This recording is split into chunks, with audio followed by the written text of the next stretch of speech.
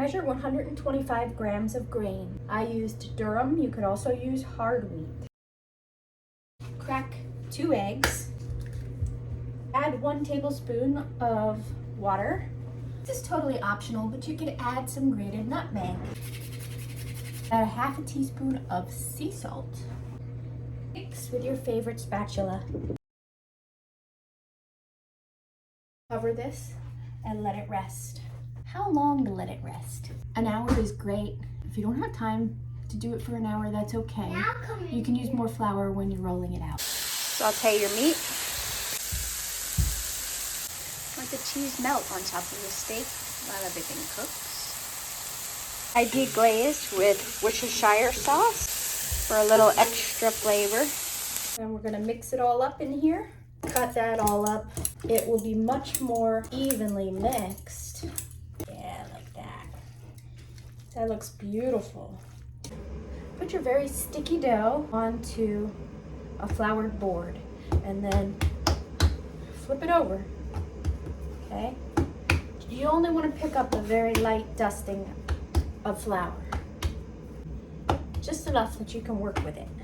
Start to roll out the dough so that it is thinner. Okay.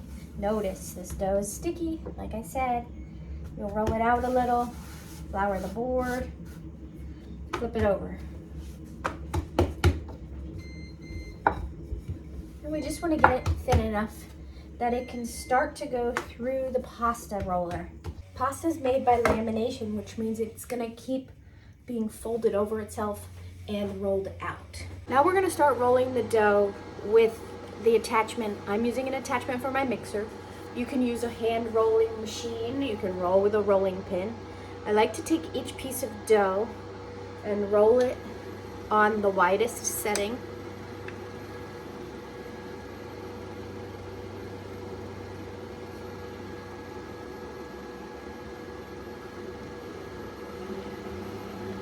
And then put it back in reverse. Make sure your board's floured again. As you press the dough further, it's going to need a little bit more flouring so it doesn't stick to the rollers. You can see that these pieces are wider and this one's on the thinner side. So to make this thin piece wider, I'll fold it over like this. Just roll it this way a little bit. Now I have a wider piece to work with, and I'll run that back through. Keep on flouring your board. You can use fresh milled flour for this. We're going to turn off our mixer.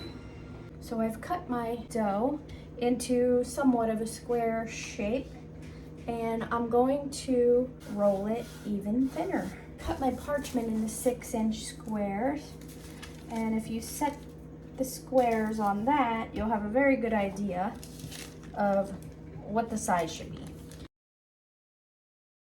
Our next step is rolling the egg rolls. You want your filling to be cooked. 2 tablespoons of filling. It's gonna go up, pinch, up over, pinch the sides, and then this corner wraps over and tuck the filling. Ooh, try not to poke a hole in it with your finger. And because it's wet, it will seal. Now we have an egg roll. I'm gonna set it on parchment. Because it's wet, it's gonna wanna stick to the board. Up, pinch. This helps keep the dough from falling out. I looked that up on YouTube because I've never made egg rolls before today.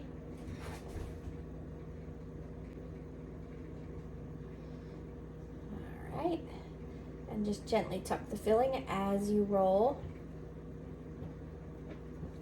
and it seals. Save your papers for the next batch. Make sure your oil is at least 350 degrees. You're gonna heat it on one side. Roll it over. side.